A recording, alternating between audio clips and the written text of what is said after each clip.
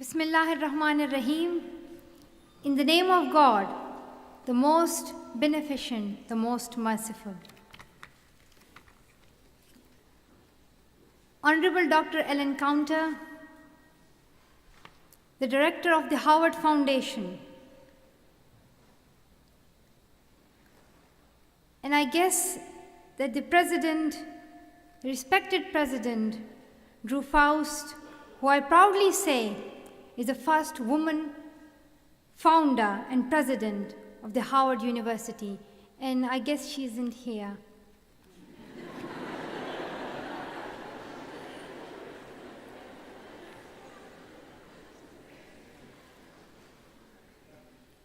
Thank you to the Howard University and Foundation, and honorable guests, and especially honorable and respected Dr. Colonel Junaid. And most importantly, my dear friends, it is a great honor for me to be here with you. This is an important occasion for me, a very important occasion. Not because only I am receiving an award, but also I'm here with my honorable, great and talented uncle and as well as Dr. Colonel Junaid, who did my first surgery in Pakistan 10 hours later when I was shot. I believe that God saved my life, people's prayers saved my life, and of course, Colonel Junaid saved my life.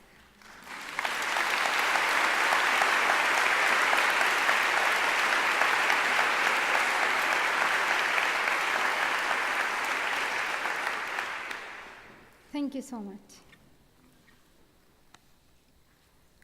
I come from a beautiful paradise-like valley called Swat, which is in the north of Pakistan.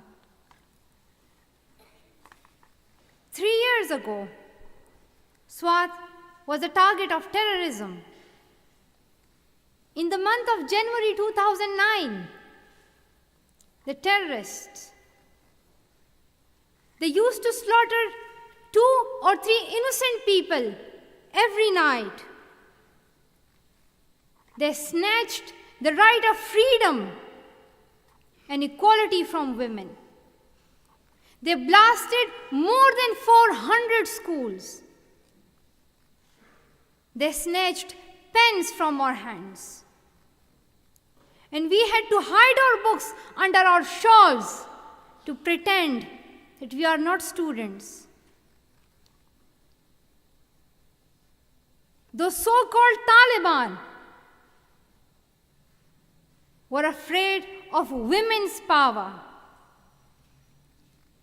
And they were afraid of the power of education. At that time, we did not keep silent. We raised our voice. We raised our voice for the right of education. We said that in this modern era, where even disabled and special children are educated, we women and girls are forced and pushed back to the Stone Age. Although few people spoke, but their voice for peace and education was powerful. When no one speaks and the whole world is silent, then even one voice becomes powerful.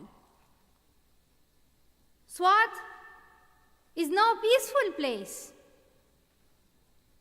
where we can see that there are no terrorists. Schools are reopened and many girls are going to school. Dear sisters and brothers, You must be proud to be the students and alumni of this prestigious university. This university has great values and traditions. This dynamic institution has enlightened generations for the last 376 years. I know and I believe that you must have your personal legends and dreams, which is your due right to have. But all of us must have one dream in common, that is education and peace. We must think of a bright future. And let us not forget that we need to work a lot for children in suffering countries. Because there are many difficulties that the children, and especially girls, are facing, such as child labor, child trafficking, inequality, and cultural norms and traditions. We must think about the people of Syria who are homeless, and Syrian children are deprived of education. Children of Pakistan and Afghanistan are victims of terrorism. Let us not forget that the children of India are suffering from child labor. Let us not forget that in many countries like Nigeria, girls are suffering from early forced marriages and are victims of sexual violence. Let us not forget that in many African countries, children have no access to food and clean water, and they are starving for education. Let us not forget that women are not even accepted as human beings. Their rights are denied and are neglected, even in developed countries.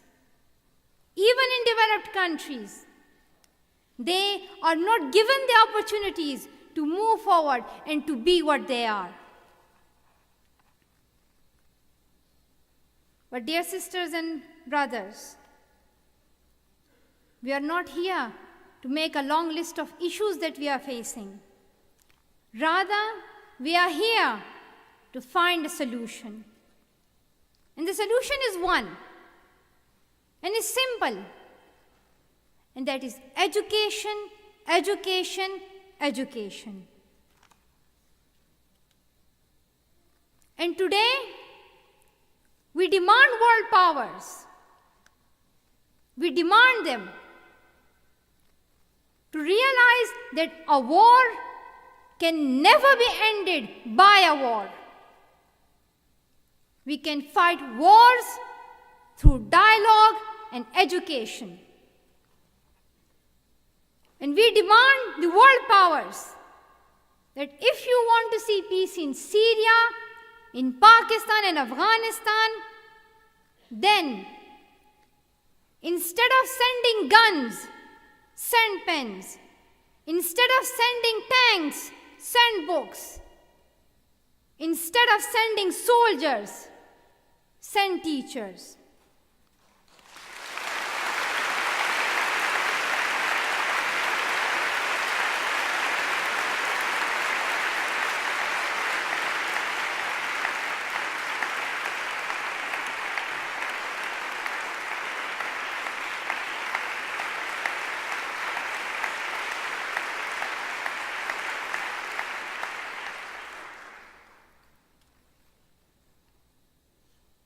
And let us remember